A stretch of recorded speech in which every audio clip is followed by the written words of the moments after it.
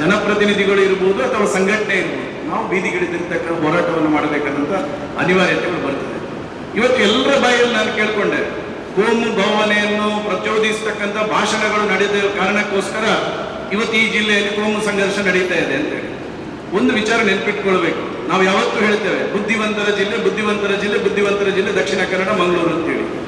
ಪ್ರಾಯಶಃ ನಾನು ಒಂದು ವಿಷಯ ಹೇಳ್ತೇನೆ, ಯಾವುದೇ ಕೋಮು ಭಾವನೆ ಪ್ರಚೋದನೆಗೊಳಗಾಗಿ ಯಾರೂ ಇಲ್ಲಿ ಅಪರಾಧಗಳನ್ನು ಮಾಡೋದಿಲ್ಲ. ಎಲ್ಲರ ಹತ್ರನೂ ಧಾರ್ಮಿಕ ಪ್ರಜ್ಞೆನೂ ಇದೆ, ಕೋಮು ಸೌಹಾರ್ದತೆಯ ಪ್ರಜ್ಞೆನೂ ಇದೆ. ಅವನ ಮನಸ್ಸಿಗೆ ಆಘಾತ ಆದಾಗ ಪ್ರೇರಣೆಯಿಂದ ಇಲ್ಲಿ ಅನೇಕ ಪ್ರಕರಣಗಳು ನಡೆದಿರ್ತಕ್ಕಂಥದ್ದು. ಇದರ ಹಿಂದೆ ಯಾವುದೇ ರೀತಿಯಾಗಿರ್ತಕ್ಕಂಥ ಷಡ್ಯಂತ್ರಗಳಿರ್ಬೋದು, ಇದರ ಹಿಂದೆ ಯಾವುದೇ ರೀತಿಯಾಗಿರ್ತಕ್ಕಂಥ ಪ್ರೀ ಪ್ಲಾನ್ಗಳಿರ್ಬೋದು, ಅಥವಾ ಯಾವುದೇ ಒಬ್ಬನ ಭಾಷಣದಿಂದಾಗಿ ಇಲ್ಲಿ ಕೋಮು ಸಂಘರ್ಷಗಳು ಸಂಭವಿಸಿರುವಂಥ ಉದಾಹರಣೆಗಳಿಲ್ಲ. ಇತಿಹಾಸವನ್ನು ನಮ್ಮ ಇಲಾಖೆಯವರಿದ್ದಾರೆ, ಹೋಮ್ ಮಿನಿಸ್ಟರ್ ಸಮರ್ಥರಿದ್ದಾರೆ. ಇತಿಹಾಸವನ್ನು ತೆಗೆದುಕೊಂಡು ನೋಡಿ, ಯಾವುದೇ ಒಂದು ಹತ್ಯೆಗಳು ನಡೆದಾಗ, ಕೋಮು ಗಲಭೆಗಳು ನಡೆದಾಗ ಅದರ ಹಿಂದೆ ಕೋಮು ಭಾವನೆಯ ಭಾಷಣಗಳಿಂದ ಅಥವಾ ಸ್ವಪ್ರೇರಣೆಯಿಂದ ಅವನು ಮಾಡಿರ್ತಕ್ಕಂಥದ್ದು. ಇವತ್ತು ಇಲ್ಲಿ ಹ್ಯಾಬಿಚುವಲ್ ಅಪರಾಧಿಗಳು